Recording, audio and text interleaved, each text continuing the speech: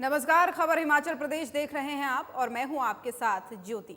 नालागढ़ में मीडिया से बातचीत करते हुए उप मुख्यमंत्री मुकेश अग्निहोत्री ने कहा कि पार्टी ने सर्वे के आधार पर हरदीप बावा को टिकट दिया है और वो नालागढ़ से लोकप्रिय व्यक्ति हैं। उनका इस क्षेत्र में अच्छा प्रभाव है।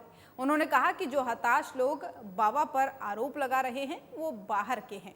उन्हें जनता 10 जुलाई को कांग्रेस के पक्ष में वोट देकर जवाब देने वाली है।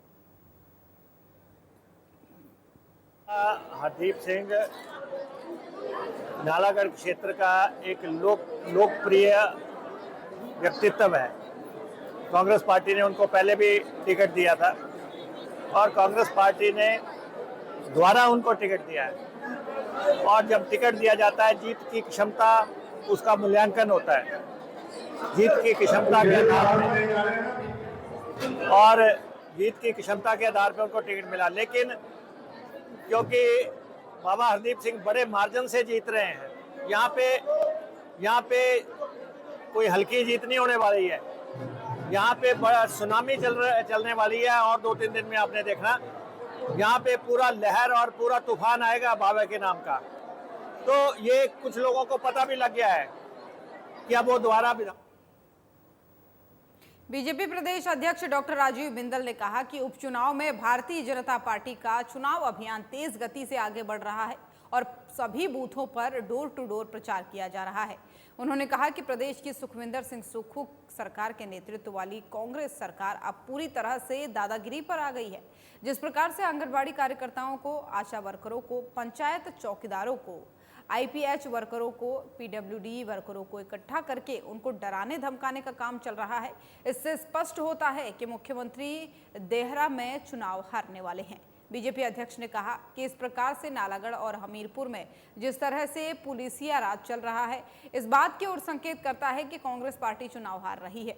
उन्होंने कहा कि देहरा की जनता बीजेपी उम्मीदवार होशियार सिंह को अपना पूरा समर्थन दे रही है और जनता ने मन बना लिया है कि हमें ऐसा विधायक चाहिए जो हमारे बीच का हो, हमारे लिए उपलब्ध हो, जिसको हम अपने इलाके में, अपने गांव में, अपने शहर में उससे संपर्क कर सके। हमें ऐसा विधायक चाहिए जो लगातार हमारे लिए उपलब्ध हो।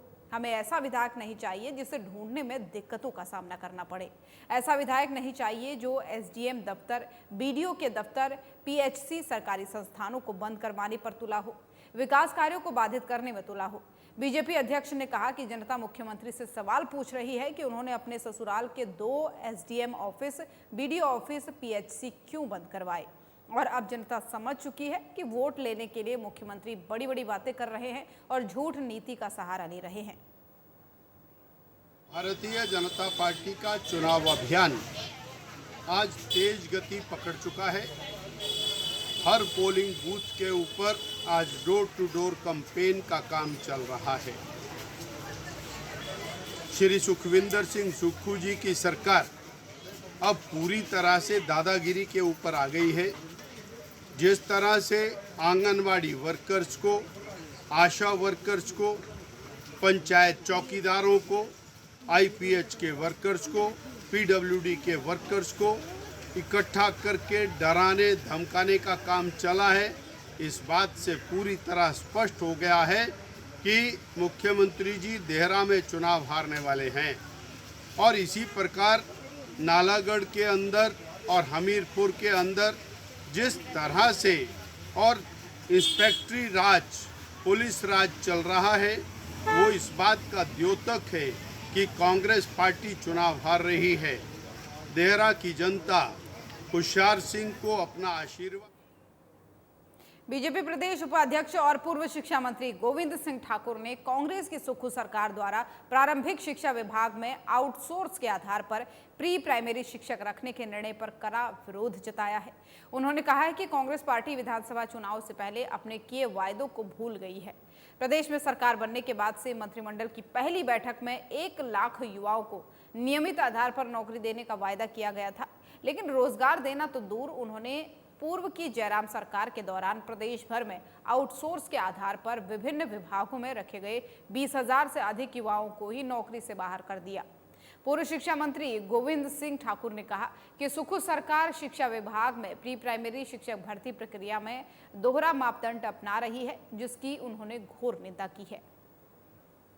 मुख्यमंत्री श्री सुखविंदर सिंह सुक्खू जी को भी याद दिलाना चाहता हूं कि जब वे विधानसभा का चुनाव लड़ रहे थे तब कांग्रेस पार्टी ने ये कहा था कि हमारी सरकार बनेगी और हमारी सरकार बनने के बाद हम पहले 10 दिन में 1 लाख बेरोजगारों को रोजगार देंगे। अब ये आपने आगे बढ़कर के बात कही थी कि हम किसी तौर पर भी आउटसोर्स पर नौकरियां नहीं देंगे और जिनको भी अगर हम कोई भी नौकरी देंगे तो वह नियमित आधार पर देंगे। मुझे लगता है कि सुक्खू जी जो बातें आपने तब कही उन सबका भूल गए हैं और आपने सत्ता में आने के बाद लगभग 20,000 आउटसोर्स कर्मचारी जो श्री जयराम ठाकुर जी की सरकार ने विभिन्न विभागों में रखे थे उन सबको बाहर का रास्ता दिखा। इंदिरा गांधी प्यारी बहना सुख सम्मान निधि योजना प्रदेश सरकार की एक महत्वाकांक्षी योजना है जिसके तहत पात्र महिलाओं को 1,500 रुपया प्रति महीना दिया जा रहा है। सिरमौर जिला में अभी तक 4128 महिलाओं को इस योजना का लाभ मिल चुका है। इस योजना के अंतर्गत जिला में अभी तक 60,000 आवेदन आ चुके हैं और जिला कल्याण अधिकारी विवेक अरोड़ा ने बताया है कि प्रदेश सरकार की इस महत्वाकांक्षी योजना के तहत आवेदन लिए जा रहे हैं और अभी तक 60,000 आवेदन आ चुके हैं। विभाग सभी आवेदनों को पात्रता के अनुसार ले रहा है और ये सब सरकार को भेजे जा रहे हैं। इंदिरा गांधी प्यारी बहना सुख समृद्धि योजना जिला सिरमौर में इस योजना का महिलाओं में बहुत ज़्यादा उत्साह देखने को मिल रहा है। आज तक अगर आप देखें कल शाम तक जिला में करीब 60,000 के करीब आवेदन हमारे विभिन्न कार्यालयों से जमा हो चुके हैं। 4,128 पात्र महिलाओं को माह अप्रैल से जून तक की प्रति माह 1,500 रुपये के हिसाब से 4500 की राशि उनके बचत खातों के माध्यम से दी भी।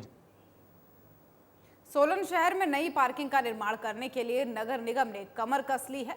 शहर के पुराने बस अड्डे पर मल्टी स्टोरी पार्किंग बनाने के लिए साइड टेस्टिंग का कार्य शुक्रवार को किया गया।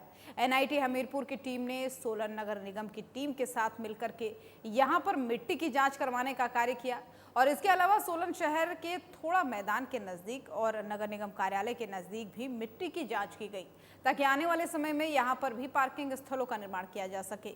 इस मामले में नगर निगम की एसडीओ अल्पना ठाकुर ने बताया कि अभी मिट्टी की जांच की जा रही है और आने वाले समय में इस जांच रिपोर्ट के आधार पर स्ट्रक्चर बनाने के लिए जो है योजना तैयार होगी।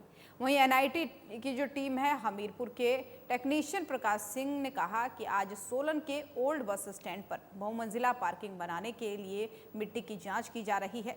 इससे पता चलेगा कि मिट्टी में कितनी स्ट्रेंथ है और वो कितना मंजिलों पर भार सह सकेगी। उन्होंने साथ ही कहा कि इसकी जल्द ही रिपोर्ट बनाकर के नगर निगम सोलन को भेज दी जाएगी, उसी के बाद ही कार्य शुरू होगा। तो सोलन से आपको खबर बता रहे हैं जहां पर नगर निगम ने एसडीओ को जानकारी दी है। सोलन के लोगों के लिए ये अच्छी खबर बताई जा रही है क्योंकि आपको बता दें कि सोलन शहर में नई पार्किंग के निर्माण के लिए नगर निगम ने अब कमर कस ली है और शहर के पुराने बस अड्डे पर मल्टी स्टोरी पार्किंग बनाने के लिए एक तरीके से साइड टेस्टिंग का काम जो है वो फ्राइडे से यानी शुक्रवार से शुरू हो चुका है और एनआईटी हमीरपुर की टीम ने सोलन नगर निगम की टीम के साथ मिलकर के मिट्टी की जांच करने का कार्य शुरू कर दिया है।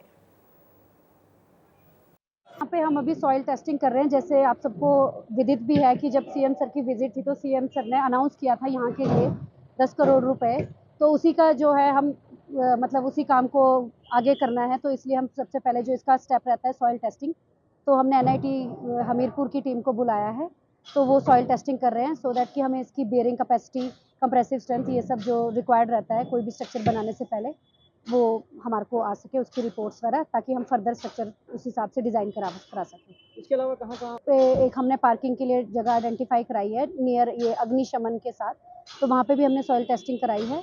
और हमारे ऑफिस के साथ आपने देखा होगा कि बैडमिंटन हॉल के साथ पीछे एक बैरन लैंड है, तो वहाँ पे भी हम सोच रहे हैं कि वहाँ पे भी कुछ गाड़ियों की पार्किंग की जो है प्रपोजल हमारे दिमाग में है, तो उसके लिए भी हमने soil testing report.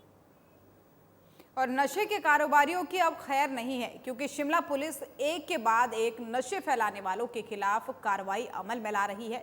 Shimla police इस नशे के कारोबारियों को बख्शने के मूड में बिल्कुल भी नहीं है।